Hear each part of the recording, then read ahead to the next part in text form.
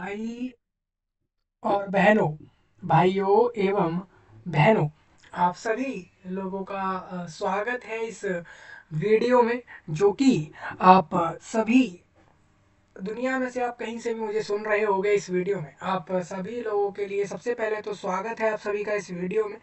दोस्तों, जैसा कि मैं आपको बता दूं, भारत देश इंडिया कंट्री के उत्तराखंड राज्य से निकाला गया एक नोटिफिकेशन आप सभी के लिए आया है। इंटर लेवल यानी कि 12th लेवल की ग्रुप सी पोस्टों पर एक रिक्रूटमेंट रिलीज हुआ है आपके राज्य गवर्नमेंट यानी कि उत्तराखंड राज्य की सरकार द्वारा, गवर्नमेंट द्वारा आपके यू के SSSC सबऑर्डिनेट सर्विसेज होते हैं ये। और ये आपके राज्य उत्तराखंड भारत देश के वहाँ से निकाला गया यानी रिक्रूटमेंट है, जिसके अंदर वैकेंसीज निकाली गई है। इंटर लेवल ग्रुप सी यानी 12th लेवल ग्रुप सी में आप देखोगे 136 वैकेंसीज निकालते हुए एक रिक्रूटमेंट निकाला गया, यानी ये सभी की सभी जॉब है, सभी के सभी गवर्नमेंट जॉब है, अलग अलग पोस्टों पर दी गई जॉबें हैं। ये 136 वैकेंसीज दी, हालांकि कंपटीशन ज़्यादा रहेगा यहाँ पर, क्योंकि वैकेंसीज इतनी है नहीं, लेकिन फॉर्म आएंगे तो कंपटीशन बढ़ जाएगा। और सभी को वैकेंसी चाहिए, सभी को स्टेट गवर्नमेंट की कोई ना कोई जॉब चाहिए ही चाहिए। तो इस वजह से आप देखोगे तो ये वैकेंसीज आपके सामने अभी आपको दिख रही हैं। और इसका नोटिफिकेशन आप सभी के लिए ऑफिशियली वो आउट हो गया है, रिलीज हो गया है, या आप कह लो कि वो वेबसाइट पर आ गया है।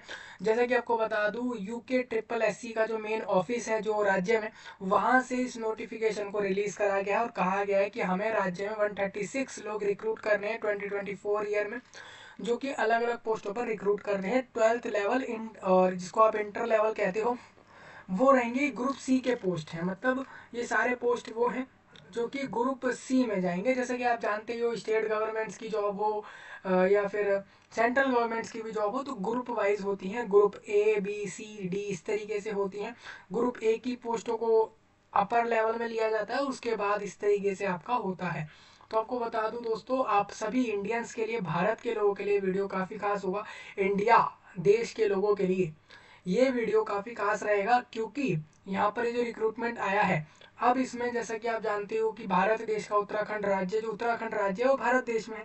तो हालांकि यहाँ की रिक्रूटमेंट निकाली गई है, तो इसका मतलब इस राज्य के लोग, खासकर आप सभी उत्तराखंड के भाई बहन लोग जो भी मुझे सुन रहे हो, आप सभी लोग इसमें फॉर्म भर सकते हो। 12th लेवल इसमें जो है क्वालिफिकेशन रहेगा, मैं आपको आगे क्लियर करूंगा।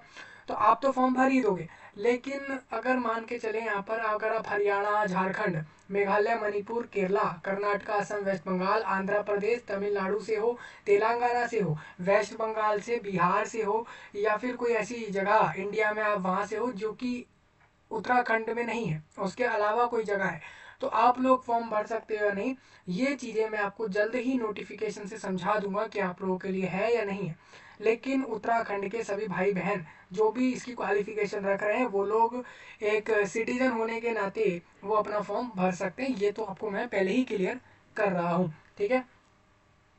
तो ये नोटिफिकेशन इसलिए डिस्कस कर रहा हूँ आपके साथ, क्योंकि इसके फॉर्म चालू हो चुके हैं, फॉर्म ओपन है अभी। अभी आपको अगर अप्लाई करना हो, आप लोग अप्लाई कर सकते हो इन सारी वैकेंसियों पर। ये गवर्नमेंट्स की जॉब है सारी की सारी। और इसके लिए एक एग्ज़ाम के बारे में कहा जा रहा है, क्या कोई एग्ज़ाम होगा यहाँ पर, जैसा कि यहाँ पर बताया गया है, तो मैं आपको सारा कुछ क्लियर करूँगा। मतलब ये है कि eligibility, qualification, age limit, form के डेट्स, फॉर्म की फ़ीस, सैलरी क्या होगा, कौन कौन सी पोस्ट होंगी, क्या वैकेंसीज दी गई हैं किस किस पोस्ट पर, और फ़ायदे हैं या नहीं है अप्लाई करने के, और आगे चल के इसमें कैसे कैसे क्या क्या होने वाला है इस रिक्रूटमेंट में, सारी जानकारी आपको इस वीडियो में मिल रही है। तो आप लोग पूरी जानकारियाँ ध्यान से सुने और उसके बाद ही इन जॉब पर अप्लाई कर सकेंगे, ठीक है। चलिए मैं आपके साथ एक बार डिस्कस कर लूँ इस चीज़ को। सबसे पहले आप देखो 136 वैकेंसीज दी हैं, ये टोटल वैकेंसीज हैं। आप ये वेबसाइट का लिंक देख रहे हो दोस्तों, जो आपको लिंक दिया जाता है ना डिस्क्रिप्शन में, वो यही लिंक होता है। तो ये लिंक आपको मिला दिया गया है, और इसके साथ साथ नोटिफिकेशन का भी लिंक आपको दिया है मैंने। मतलब हर लिंक जो इस वैकेंसी से जुड़ा हुआ है वो मैंने सारा आपको प्रोवाइड करा दिया है, तो आप लोग आसानी से अप्लाई कर सकोगे। एक बार मैं आपको वेबसाइट से भी इस चीज़ को दिखाना चाहता हूँ कि आप लोग देख पाओ कि ये वैकेंसी कौन सी है जिसके बारे में मैं आपसे बात कर रहा हूँ।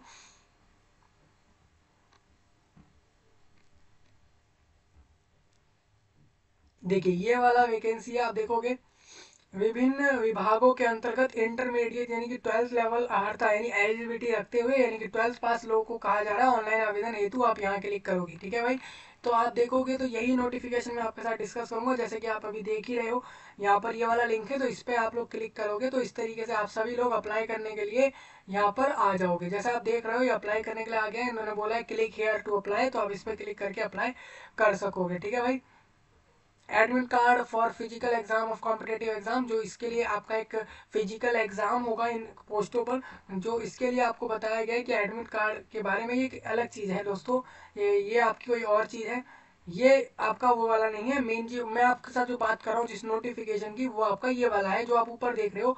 ये 10 तारीख से फॉर्म चालू हुआ है, ये 30 नवंबर जनवरी को फॉर्म बंद कर देंगे, तो आप लोग ऑनलाइन सभी लोग फॉर्म भर लेना 30 जनवरी तक, 30th ऑफ जनवरी तक फॉर्म भरना है। ग्रुप सी के अलग अलग पोस्ट हैं, जैसे कि लाइव स्टॉक एक्सटेंशन ऑफिसर चाहिए, असिस्टेंट ट्रेनिंग ऑफिसर जो कि केमिकल ब्रांच में, सुपरवाइजर एग्जीबिटर सिल्क के अंदर, और इसके अलावा इंस्पेक्टर सिल्क इनको चाहिए। इसके लिए एग्जाम होगा। ठीक है भाई, एग्जाम के बाद ही ये सारी पोस्टें आपको मिलेंगी। हालांकि ये पोस्टें अच्छी है, अगर आप लेना चाहो ले सकते हो, उत्तराखंड राज्य में रहेंगी, गवर्नमेंट जॉब है। इस पर क्लिक करके आप लोग अप्लाई करने के लिए आगे बढ़ जाना। अगर आपको अप्लाई करने में प्रॉब्लम आएगी तो मैं आपको फॉर्म फिलअप बता दूंगा। ठीक है भाई, सबसे पहले मैं आपके साथ नोटिफिकेशन डिस्कस कर दूं। जैसे कि आप देख रहे हो उत्तराखंड अधीन अधीन अधीनस्थ सेवा चयन आयोग, ये जो है रायपुर रायपुर थानो रोड निकट महाराणा प्रताप स्पोर्ट्स कॉलेज है आपका, रायपुर देहरादून जगह पर, ये राज्य में देहरादून जगह है, वहां पर ये रायपुर नाम के जगह पे इनका जो है UK SSS का जो है मेन वहां पर है ऑफिस, उधर से ये नोटिफिकेशन आया है। 8 जनवरी को आ गया था, आपके साथ में 1 वीक बाद डिस्कस कर रहा हूँ इसको, लेकिन अभी भी आपके पास 15 दिन है फॉर्म अप्लाई करने के लिए, तो आप शेयर कर देना इस जानकारी को। ये आप देखोगे ग्रुप बी में ये रिक्रूटमेंट होगी, अलग अलग जो भी विभाग है उसके अंदर ये रिक्रूटमेंट रहेगी। ये 12वीं इंटरमीडिएट स्तरीय अर्हता के, मतलब आप 12वीं पास हो तो आप फॉर्म भर सकते हो। ठीक है भाई, फॉर्म के डेट्स आपको क्लियर हो गए होंगे, इन्होंने 3 वीक का समय आपको फॉर्म में दिया है। और साथ में आप देखोगे, आप अगर फॉर्म में कोई गलतियां करते हो अप्लाई करते में, तो 1 और 2 और 3 ऑफ फरवरी के अंदर आप इसमें चेंज कर सकते हो। लिखित प्रतियोगी परीक्षा की अनुमानित तिथि, एक टेंटेटिव डेट ये इन्होंने कहा है, अनुमान लगा के, अनुमानित मीन्स मतलब हम अनुमान लगा रहे हैं कि हम इस दिन एग्जाम ले लेंगे, हालांकि हम इसको कंफर्म नहीं कर रहे हैं, यानी इसका मतलब क्या हो गया, 11 फरवरी को ये आपका एग्जाम लेंगे। उत्तराखंड अधीनस्थ सेवा चयन आयोग द्वारा ग्रुप सी के अंदर ये अंतर्गत पशुपालन विभाग में इनको पशुधन प्रसार अधिकारी चाहिए, जिसकी 120 वैकेंसी इन्होंने दी है। और उद्यान उद्यान एवं खाद्य प्रसंस्करण विभाग के सहायक प्रशिक्षण अधिकारी रसायन शाखा के, इनको 3 वैकेंसी भरनी है, 3 लोगों को लेंगे। रेशम यानी कि आपका सिल्क जो होता है उसके अंदर रेशम विभाग विकास विभाग जो आपका रहेगा, यानी कि सिल्क डेवलपमेंट, और ये डिपार्टमेंट में के अंदर आप देखोगे तो अधिदर्शक और प्रदर्शक रेशम के 10 यहाँ पर वैकेंसी भरेंगे। ठीक है, इस तरीके से उन्होंने कहा है। और रेशम विकास विभाग में निरीक्षण यानी इंस्पेक्टर की पोस्ट रहेगी इधर, जिसमें ये आपको 3 वैकेंसी भर देंगे, तो टोटल इस तरीके से 136 लोग भरे जाएंगे। मेनली 120 वैकेंसी जो उन्होंने पशु धन प्रसार अधिकारी के दिए हैं, ये सबसे ज़्यादा बड़े रिक्रूटमेंट हो जाएंगे, ये सभी 12th पास को मिलेंगे। ठीक है भाई, 136 वैकेंसी यहाँ दी है, हालांकि वैकेंसी बहुत कम है। अगर आप राज्य को देखो कितना बड़ा है, उसके हिसाब से आप पॉपुलेशन कंपेयर करो तो आपको दिखेगा कि अगर गवर्नमेंट कोई वैकेंसी निकाल रहा है तो उस हिसाब से बहुत कम है। तो इसमें थोड़ा इनको सोचना चाहिए कि इतनी कम वैकेंसी तो नहीं देनी चाहिए। हालांकि ये तो कन्फर्म्ड है कि हम सभी लोग क्वालिफिकेशन लेते ही है, 10th पास 12th पास ग्रेजुएशन, लेकिन अगर वैकेंसी नहीं आएगी तो उनके 10th 12th का कुछ होने वाला है नहीं। ठीक है भाई, तो ये सब चीज़ें आप देख रहे हो, तो ये इन्होंने 136 वैकेंसीज दी हैं, और हेतु ऑनलाइन आवेदन पत्र आमंत्रित किए जाते हैं। आप सभी को ऑनलाइन फॉर्म भरना है, जो भी इच्छा कर रखते हैं इस फॉर्म पे अप्लाई करने की, आप ऑनलाइन फॉर्म भर देना। और यहाँ पर इन्होंने कहा है चयन हेतु आयोग द्वारा एक वस्तुनिष्ठ यानी कि ऑब्जेक्टिव प्रकार में, ऑब्जेक्टिव बेस में एक ऑफलाइन एग्जाम ले लेंगे, या फिर हम ऑनलाइन भी इसको ले सकते हैं। में प्रतियोगी परीक्षा आयोजित कराई जाएगी, मतलब या तो ये कंप्यूटर पर एग्जाम ले सकते हैं, अगर ऑफलाइन में लिया इन्होंने तो ये OMR सीट पर ले लेंगे, रिटर्न में भी ले सकते हैं, लेकिन ये क्वेश्चन ऐसे देंगे जिसमें आपको ऑप्शन भी देंगे। ठीक है, परीक्षा की तिथि इन्होंने जो बताई है वो कंफर्म्ड नहीं है। अगर जो होगी कंफर्म्ड, वो आपको दैनिक समाचार पत्रों में जो प्रेस होती है, मतलब कि जो दैनिक समाचार करके जो अलग अलग समाचार आपको आ रहे होंगे राज्यों में सबके घरों में, तो वहाँ पे आपको ये चीज़ें देखने को मिल सकती हैं कि वहाँ पे इनकी डेट्स एक्चुअल क्लियर हो सकती है। अभ्यर्थियों को उनके द्वारा ऑनलाइन आवेदन पत्र जो भी आपको दिया गया, आप ऑनलाइन फॉर्म भरने के लिए मोबाइल नंबर और ईमेल आईडी की मदद से अपनी जो है कराई जाएगी। आप इधर ही आपको पता लगेगा, आपका एडमिट कार्ड जब भी आएगा या एग्जाम डेट क्या है वो आपको यहीं पता लगेगा। तो email ID mobile number correct देना फॉर्म अप्लाई करते हैं। ठीक है भाई, इसी की मदद से आप अपना जो एडमिट कार्ड रहेगा कि आप किस जगह किस सेंटर पर जाके एग्जाम दोगे, कितने बजे दोगे, वो सारी चीज़ें जो होंगी वो आपको इधर ही पता लगेगी। आपके ईमेल पर या मोबाइल नंबर पर एक मैसेज आएगा, तब आप डाउनलोड करोगे उसको, उसके बाद ही ये सब चीज़ें देख पाओगे। ठीक है भाई, अब मैं आपको एक पदों के नाम जो मैंने आपको बताए हैं उसकी एक बार वैकेंसीज में कैटेगरी वाइज क्लियर कर दूं आपको। जो 120 वैकेंसीज आप देख रहे हो, पशुधन प्रसार अधिकारी 120 वैकेंसी जो दी है, उसमें आप देखोगे पशुधन प्रसार अधिकारी की जो वैकेंसी इन्होंने पशुपालन विभाग में दिया है, तो इसमें आप देखोगे टोटल 120 वैकेंसीज थी। ठीक है भाई, उसके अंदर मैं आपको एक बार और क्लियर कर दूं, इसके अंदर इसमें अनुसूचित जाति के जो कैंडिडेट होंगे वो 21 ऐसे होंगे जो अनुसूचित जाति से ले लिए जाएंगे। और उसके अंदर भी आप एक चीज़ यहाँ से देख सकते हो, उत्तराखंड की अगर महिला है और वो अनुसूचित जाति में है तो ऐसी 6 वैकेंसी उनकी भर देंगे। और अगर आप एक्स सर्विस मैन हो, आप नेवी आर्मी एयरफोर्स में कहीं ना कहीं किसी रैंक के ऑफिसर रह चुके हो या काम कर चुके हो, तो आपके लिए एक वैकेंसी इन्होंने अनुसूचित जाति वालों को दी है। ये राज्य के रिजर्वेशन होंगे सारे। अगर आप अनुसूचित जनजाति हो तो आपकी 4 वैकेंसी, जिसमें से एक उत्तराखंड की महिलाओं को इन्होंने दे दी है। एक बात याद रखिएगा दोस्तों, ये एसटी के अंदर अगर उत्तराखंड की महिला लिखा है मतलब वो अनुसूचित जनजाति महिला होनी चाहिए।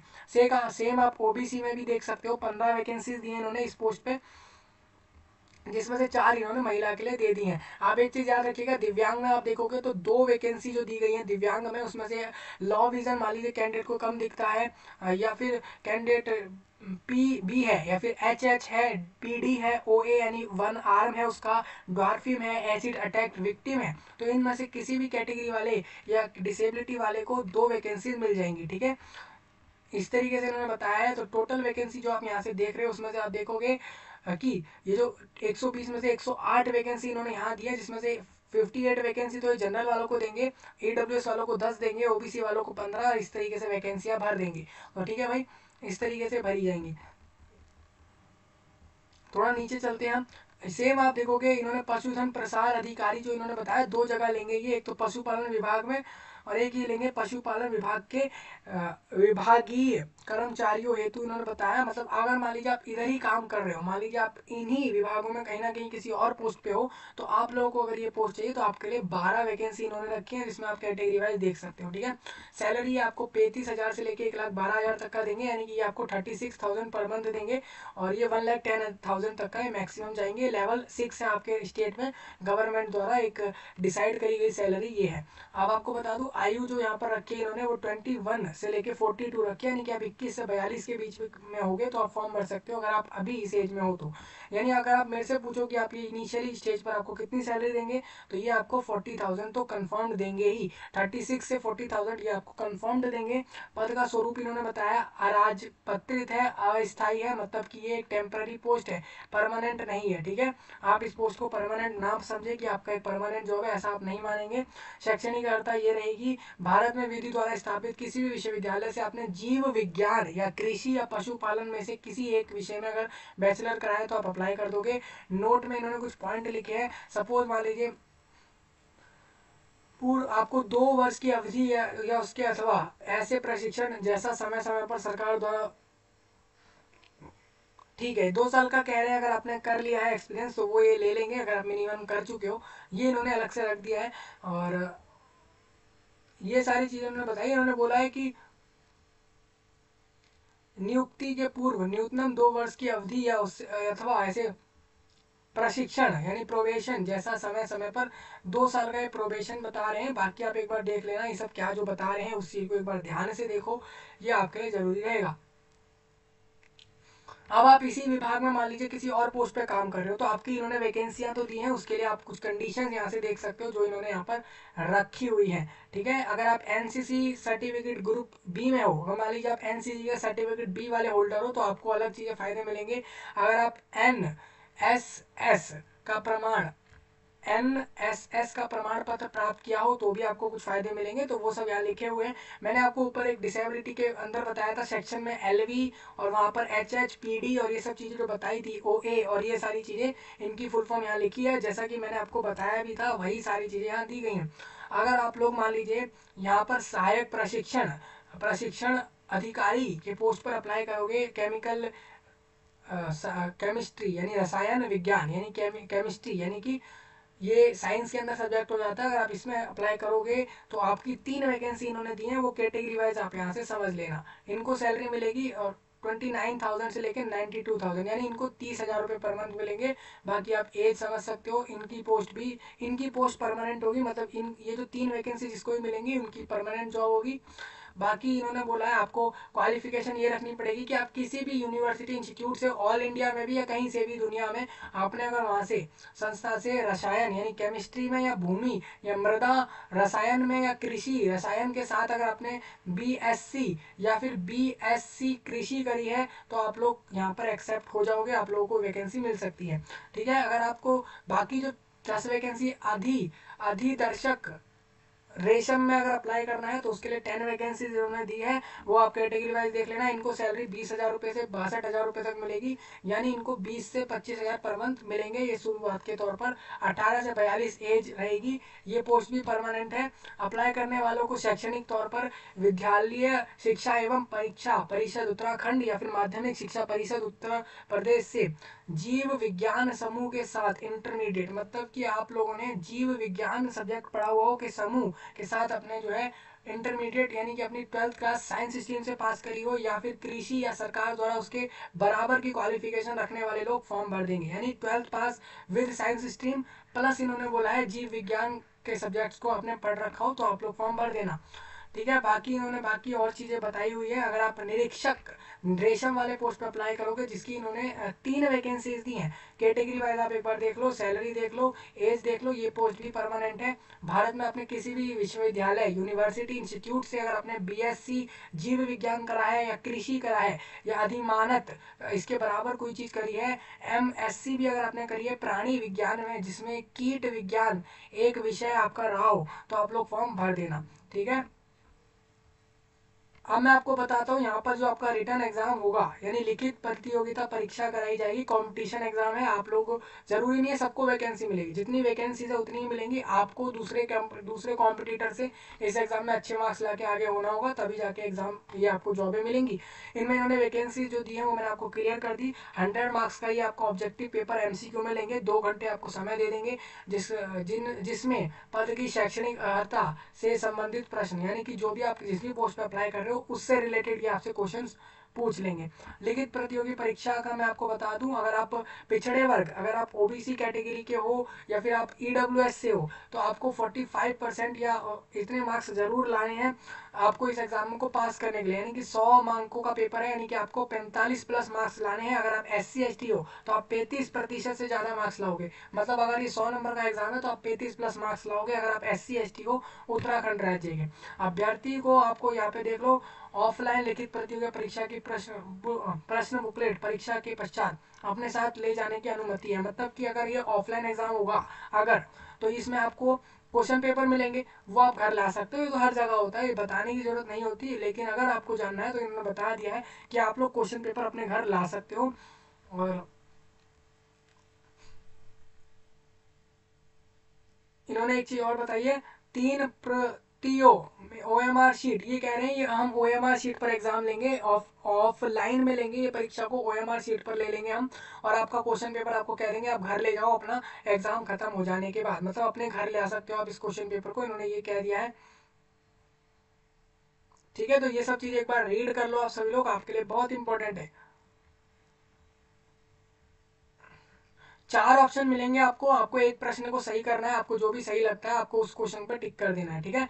और इन्होंने कहा है अगर आप किसी क्वेश्चन को गलत करते हो तो आपका नेगेटिव मार्किंग रहेगा, जैसा लिखा हुआ है 1/4 नेगेटिव मार्किंग, एक चौथाई, मतलब एक क्वेश्चन 1 नंबर का इन्होंने दिया है, और अगर आप गलत करते हो तो ये आपका 1/4 इतना जो है नेगेटिव मार्किंग में डाल देंगे, वो उतने मार्क्स आपके काटते जाएंगे, पर क्वेश्चन ये आपके काट लेंगे मार्क्स, ठीक है। तो इस तरीके से रहेगा। तो ये सब चीज़ें थोड़ा आप समझ लेना, जहाँ नेगेटिव मार्किंग होती है वहाँ आपको क्वेश्चन जिसमें आप कंफर्म्ड नहीं हो, श्योर नहीं हो, उनको जरूर छोड़ो, क्योंकि फिर आपकी रैंकिंग गिर जाएगी, परसेंटेज गिर जाएगी, सिलेक्शन के चांस कम हो जाते हैं, ठीक है। ओएमआर शीट में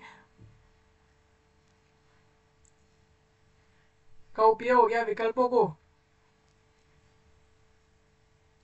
दिया जाएगा। इन्होंने एक चीज ये भी कही है, ओएमआर शीट पर अगर आपको मान लीजिए वाइटनर जैसी चीजें हैं उसको यूज करना हो, ये उपयोग या विकल्पों को खुरचना, कंटिंग कटिंग कटिंग वटिंग आप नहीं करोगे, जिस भी ऑप्शन पे आपको एक बार पहले कंफर्म हो जाए उसी वाले ऑप्शन को आप डार्क करो ओएमआर शीट पर, क्योंकि अगर आप कटिंग वगैरह करते हो तो इसमें आपको दिक्कतें आ सकती हैं, तो वो सब चीज़ें यहाँ लिखी हुई है, ठीक है भाई।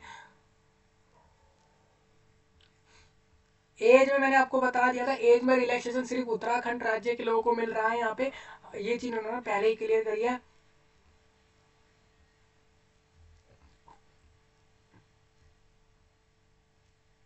अब मैं आपको एक चीज़ और बताता हूँ, यहाँ पे जो वैकेंसी हो रही है,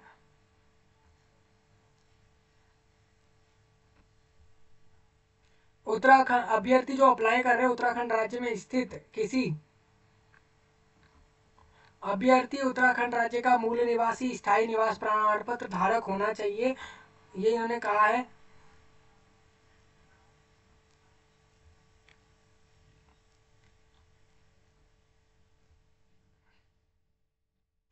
आप देखिए यहाँ पे एक चीज लिखिए, भारत का नागरिक होना चाहिए। अगर मान लीजिए आप इंडिया में आए हो किसी दूसरे राज्य दूसरे देशों से, तो आप लोग फॉर्म भर सकते हो with residency proof of India, और सारे डॉक्यूमेंट्स के प्रूफ के साथ आप लोग फॉर्म भर सकते हो।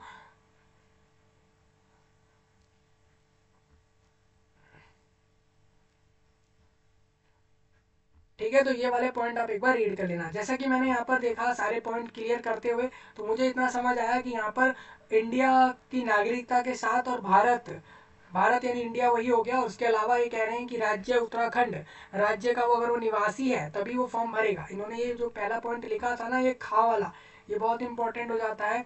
अगर आप स्थायी निवास नहीं रख रहे हो उत्तराखंड राज्य का तो आप लोग फॉर्म नहीं भरोगे, ये चीज़ इन्होंने यहाँ पे क्लियर कही है।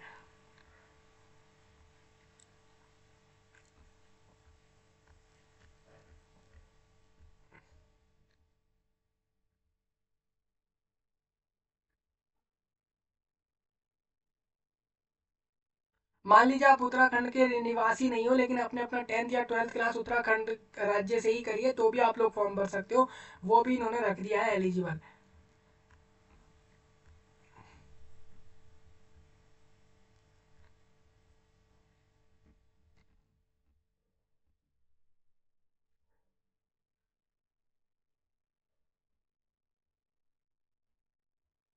वैवाहिक परिस्थिति बता रहे हैं, मान ली मान के चलिए ऐसे कैंडिडेट लोग फॉर्म भरना चाह रहे हैं जो लोग मैरिड है, लेकिन वो एक से ज़्यादा जीवन की साथी के साथ हैं, तो वो लोग फॉर्म ना भरें, क्योंकि वो लोग एलिजिबल नहीं है, इन्होंने ये चीज़ क्लियर कही है।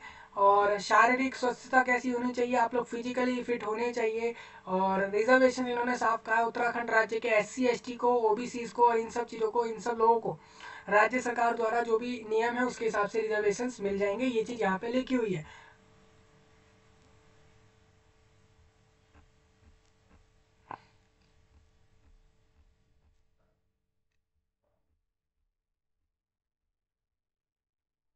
आपको ऑनलाइन आवेदन करना कैसे, उसके लिए मैं यहाँ प्रोसेस बताया हुआ है, और इन्होंने साथ में फीस भी दी हुई है। अगर आप UR से हो, उत्तराखंड अन्य, अगर आप उत्तराखंड के OBC हो या फिर आप एक जनरल कैटेगरी में हो, तो आप लोगों को 300 रुपीज़ पे करने हैं।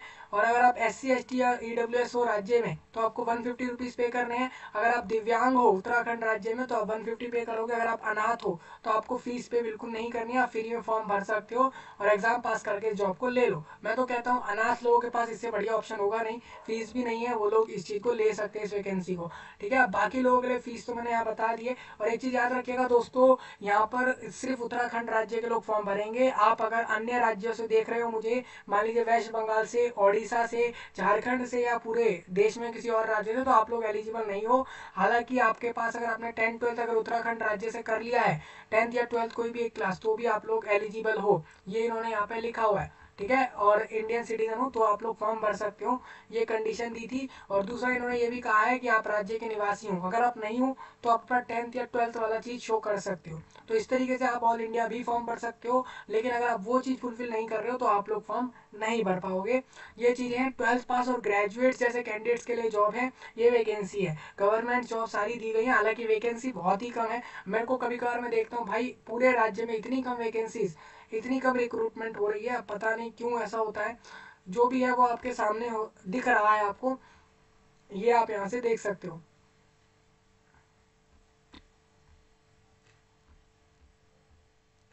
देखिए यहाँ कुछ पॉइंट बताए हैं, इसको आप रीड कर लेना एक बार सभी लोग अप्लाई करने से पहले। रिजर्वेशन बेनिफिट राज्य के लोगों को ही मिलेंगे, इस बात का थोड़ा ध्यान रखें आप लोग। जो एग्जाम होगा उसमें आपको बता दूं, यहाँ पर सिलेबस आप अगर देखोगे, यहाँ पर पशुधन पशुधन प्रसार अधिकारी का पोस्ट जो था आपका, और बाकी ये सारे पोस्ट आप देखोगे, इनका सिलेबस आप देख लो। यूनिट 1 में आपसे डाइवर्सिटी ऑफ लिविंग वर्ल्ड पूछेंगे, जिसमें आपसे डाइवर्सिटी ऑफ लिविंग ऑर्गेनिजम्स की पूछ लेंगे। Classification of the living organisms, जिसमें आपका 5 किंगडम्स इस क्लासिफिकेशन, और major group and principles of classification with each kingdom, और ये सारी चीज़ें आपसे पूछने वाले हैं इस एग्जाम में। क्लासिफिकेशन, वायरसेस, और ये सारी चीज़ें आपसे पूछ लेंगे, तो इसको थोड़ा आप ध्यान से पढ़ लें, ये सब आपसे पूछा जाने वाला है। यूनिट 2 में इन्होंने बताया क्या क्या देंगे, 3rd 4th ये सारा चीज़ें, ये सब कुछ आपके एग्जाम में देखने को आपको मिल जाएगा। इस सब पे आपको प्रिपरेशन करनी होगी। काफ़ी लंबा सिलेबस दिख रहा है, लेकिन यही सिलेबस आपको मिलेगा, इसी के बिहाफ पर ये एग्जाम रहेगा।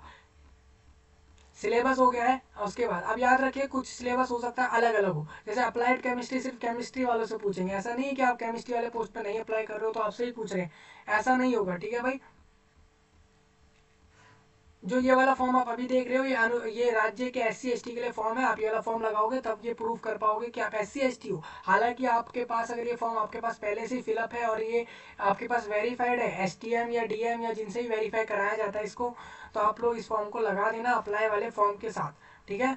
और अगर आप मान लीजिए OBC हो तो ये वाला फॉर्म लगा देना। इस तरीके से आपको सारे फॉर्म का यूज़ करना होगा। ये EWS वालों के लिए रहेगा। मान लीजिए आप लोग फ्रीडम फाइटर्स के डिफेंडर, बेसिकली आप मान लीजिए फ्रीडम फाइटर्स की फैमिली में हो और आपको उनके पोते हो, पोती हो, नाती नतनी हो, तो आप लोग यहाँ पे इस वाले फॉर्म को लगा सकते हो अपने एप्लीकेशन फॉर्म में, जिससे आपको इन वैकेंसियों का फायदा मिल जाए। किनके? फ्रीडम फाइटर्स, स्वतंत्रता संग्राम सेनानियों की बात हो रही है, तो उसके लिए मैं बता रहा हूँ। तो इन सब फॉर्म्स को एक बार आप लोग देख सकते हो, ठीक है भाई।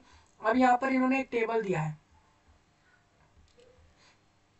दिव्यांग कैटेगरी वालों के लिए, डिसेबिलिटीज वालों के लिए। आप देखोगे यहाँ पर बी होता है, कहीं लिखा होता है बी, कहीं लिखा होता है LV, कहीं होता है DHH OA। ये सब मतलब क्या होते हैं इनके? मान लीजिए OA मतलब हो जाता है 1 आर्म अफेक्टेड, या ऐसा डिसेबल कैंडिडेट जिसकी एक आर्म अफेक्टेड है। वो OL मतलब कि जिसका एक पैर अफेक्टेड है। ये सब चीज़ें होती हैं। बी मीन्स ब्लाइंड हो जाता है कि वो कैंडिडेट ब्लाइंड है, तो उसकी वैकेंसी भी दी है इन्होंने। तो सभी की वैकेंसी दी है, तो हिंदी इंग्लिश दोनों में आप देख सकते हो कि डिसेबिलिटी वाले समझ सकते हैं कि वो किस किस की बात हो रही है, ठीक है भाई।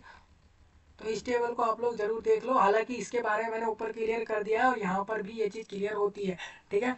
अब आप ये मत सोचना कि डिसेबिलिटी में वैकेंसी लिखी है तो आप किसी भी डिसेबल्ड को मिल जाएगी। जो उन्होंने डिसेबिलिटी को मेंशन किया है उन्हीं लोगों को मिलेगी, ठीक है। चलिए, ये हो गया आपका। ओनली उत्तराखंड राज्य के निवासी लोग फॉर्म भरेंगे इस वैकेंसी पर, ये मैंने पहले ही बता दिया है। बाकी एक बार थोड़ा आप इसको सही से देख सकते हो। अप्लाई करने के लिए आप यहाँ आ जाना, इसमें क्लिक हेयर टू अप्लाई पे क्लिक कर लेना, जैसे मैं अभी क्लिक कर रहा हूँ। मेरे से बोला जा रहा है इंस्ट्रक्शन दिख रहे हैं, मेरे को कहा है पहले रजिस्ट्रेशन करो, फिर अपने क्वालिफिकेशंस की डिटेल्स को अपलोड करो, फिर उसके बाद फोटो साइन अपलोड करो, पेमेंट करो और फॉर्म का प्रिंट लो और डाउनलोड करके अपने डिवाइस में रख लो। बस इतना कहा जा रहा है इस फॉर्म में अप्लाई करने के लिए, ठीक है। प्रिंट कर लेना भाई एंड में। ये वाला प्रोसेस बहुत लोग छोड़ देते हैं, इसको छोड़ना नहीं है, क्योंकि अगर आप प्रिंट नहीं करोगे बाद में आपसे DV के समय मांगेंगे, डॉक्यूमेंट जब वेरीफाई करेंगे, वहाँ अगर आप नहीं दिखाते हो तो कहीं ना कहीं रिक्रूटमेंट से हो सकता है आपको बाहर कर दे, ठीक है। इस पर आप ऐसे करके अप्लाई नाउ पे क्लिक करके आगे बढ़ के अप्लाई कर देना। मुझे उम्मीद है उत्तराखंड के सभी भाई बहनों को ये सारी जानकारी समझ आई होगी और ऑल इंडिया भी लोगों को समझ आ गई होगी कि इनको एलिजिबल रखा ही नहीं है इस वैकेंसी पर। तो वो जो भी कुछ था आपको मैंने सारा क्लियर कर दिया है। कोई डाउट लगाओ, कमेंट सेक्शन में डिस्कस करो और इस जानकारी को देश विदेश पूरे दुनिया में शेयर करो, खासकर इंडिया भारत देश के अंदर तो जरूर शेयर कर ही दो। मैं आपसे मिलता हूँ नए टॉपिक में, तब तक के लिए आप सभी का धन्यवाद।